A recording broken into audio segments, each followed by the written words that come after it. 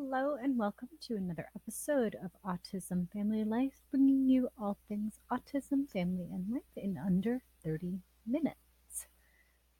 Before we get to the topic of this week's episode, I just want to give you another reminder to please subscribe to the podcast on iTunes, Google Play, Stitcher, Spotify, or wherever it is that you get your podcast. If you are tuning in on YouTube, hello, welcome. Don't forget to subscribe to the channel. In today's episode, I want to kind of keep building on the mom or the dad. I say mom because I'm a mom, and I'm speaking to moms for the most part. However, I don't want to leave out dads because you guys are very important too. So I apologize for that. But today I want to talk to specifically to the moms out there who are starting to get a little bit tired of the judgment that might come down, or who are starting to isolate themselves by choice. And I the reason I want to do that is because I was at one point in time I was in your shoes. There are still some times in you know now that I really just don't want to leave the house with my daughter, because out of fear of judgment. And it's not so much that she understands it, because I'm not sure she does, but it's that I understand it, and it's because I can't protect her from this stuff. And as her mom, I'm supposed to be able to protect her from things. Obviously, I can't protect her from everything, so it's frustrating. Um, But I just want you to know that it's not something that should prevent you from leaving your house. It's not something that should prevent you from taking your child out into the community.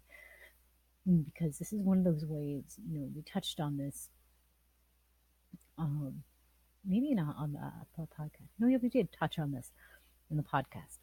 And it was moving beyond raising awareness and moving and getting into the acceptance and messages of inclusion. And we can't really do that on our end if we aren't bringing our kids into the community, and if we aren't, you know, showing people that there's nothing wrong with them. Um, and yeah, my daughter is a little quirky. She's a little bit loud sometimes, but there's nothing wrong with her.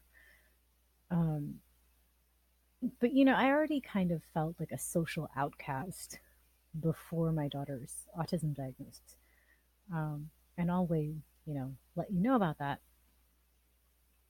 Um, I was a teenage mom twice over. My oldest was born when I was 16 years old, and my autistic daughter was born when I was 19 years old.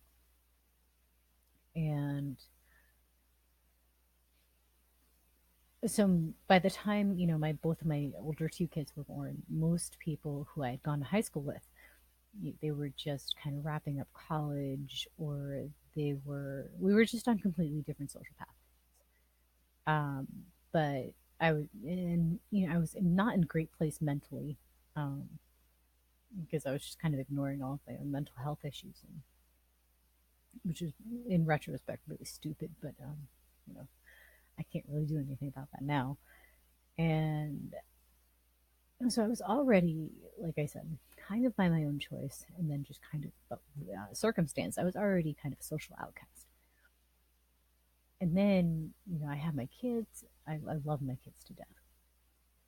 But going to simple places like McDonald's, or going, just out to the mall and whatever else, I would start to feel like the stares and then the judgment kind of just like pouring down because of my daughter. And it's because people didn't understand her, or they didn't understand why she was doing certain things, or they just did not understand. And while she may not have understood what was going on in those situations, I did.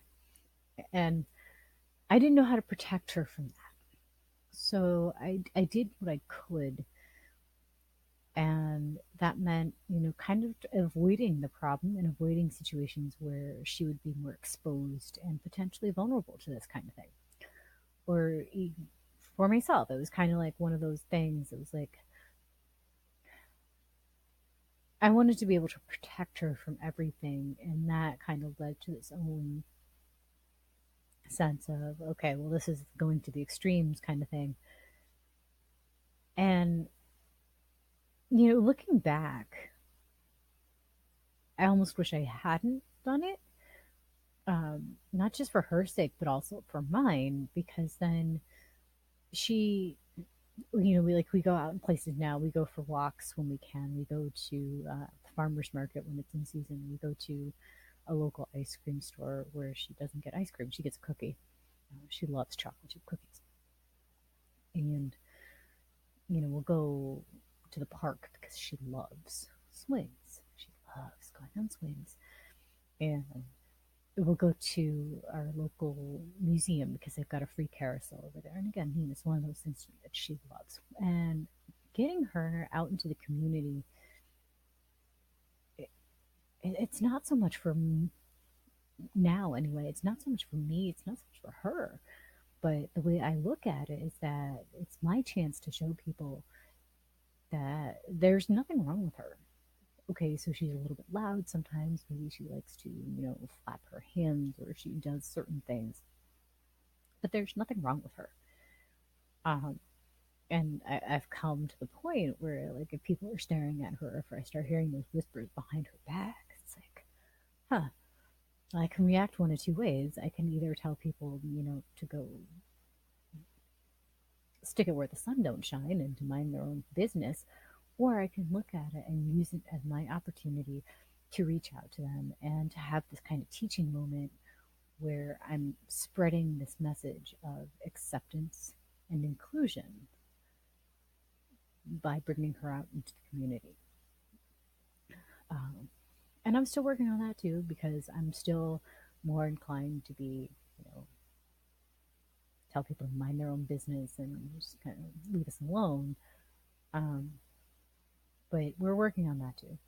And I would encourage you as well to look for those opportunities and to enjoy those moments because you never know when you're going to have the opportunity, when you're going to have the chance to be a difference and to have that moment to change someone's views, to change someone's outlook, and to change someone's mindset about what it means to be a parent of a child on the autism spectrum. And, for me, it's also allowed me to bust some pretty big myths in terms of, kids on the autism spectrum, they're not affectionate or they don't like the contact, they don't like certain things.